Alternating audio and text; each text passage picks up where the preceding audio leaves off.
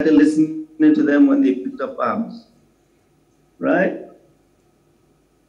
So you were saying that these bandits are causing havoc, taking lives, killing people because they haven't felt the presence of government in terms of provision of basic amenities that some parts of the country, I mean, almost all parts of the country are faced with.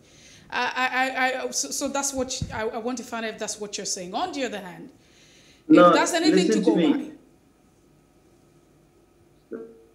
Legitimate Fulani herders make over 99.999% of people in the forest that have lived peacefully all across this country have had legitimate generational grievances that these bandits are now using for their criminality. There is no justification for what they are doing.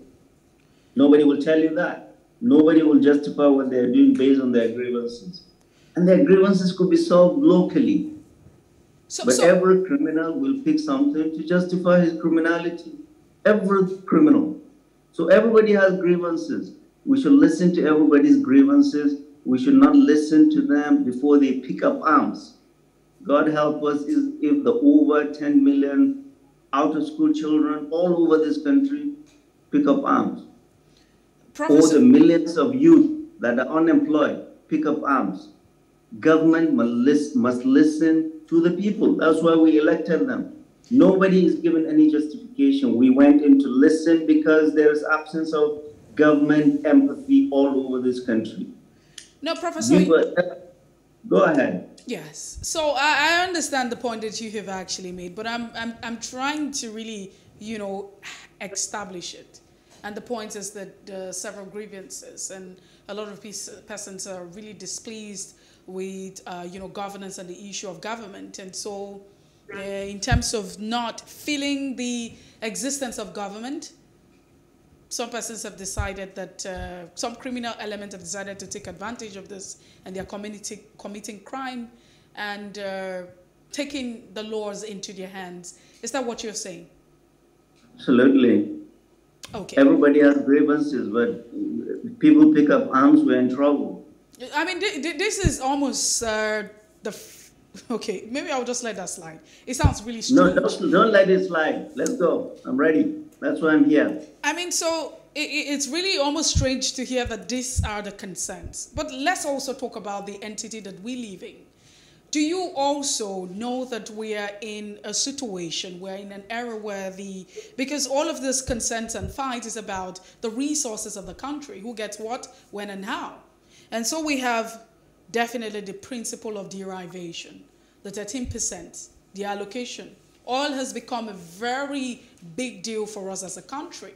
And so states of the Federation, stakeholders, persons among this are really concerned about who gets what when comes out of all of this. I mean, we're talking about the oil earnings that comes out of this. Now, but do you also know that there are regions in this country who are responsible for the earnings of this country? But if you go back, to these communities, there's really nothing to write home about in terms of development. So it feels like they're the golden hen that lays the egg, but they're not being taken care of. I really do not know what justification it is. And I would also like to ask, does this bandit, do they belong to a constituency? Are they in a local government? Right. You see, I don't know your name. My name is Mercy. My name is Mercy. What's your name? Mercy. Yes, please. Mercy. I'm not here justifying anything or speaking for any bandit or anybody. Let me tell you, we're talking about regional 13% wherever. Well, who was the president that listened to the grievances of people of the Niger Delta? It wasn't Jonathan, it wasn't Obasanjo, it wasn't IBB, it wasn't Abacha. It was President Umar Yar'Adua from Katsina State, where I come from. Because he listened, he saw the injustice. True? Created the Ministry of Niger Delta, an NDDC. Well, guess what NDDC has become? NDDC, billions of dollars are pumped into that place. administered by people of the region. What has it become? It has become an ATM of the people. This is not what Kensaro Wiwa died for. But the people that are handed over this thing to take care of their people, the grievances of the people, look what they have done with NDDC. Pillage that place. So let no one tell me 13%, 14%, you can give 100% to all of these governors, nothing trickles down to the people. Problems are local. But is that enough reason to take the laws into the hands? No, nobody is justifying anything. You're asking me as if I'm holding forth for anybody. But all I'm saying, all the state governors are not doing the right thing. 60, 70, 80% of the problems we are blaming the president, are the responsibility of the governors.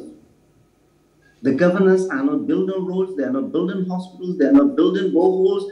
What is their idea of development? Building flyovers and tarmacs in the town. They are not investing in people like leaders of our time invested in us. That's why I'm able to be in this studio and educate the world.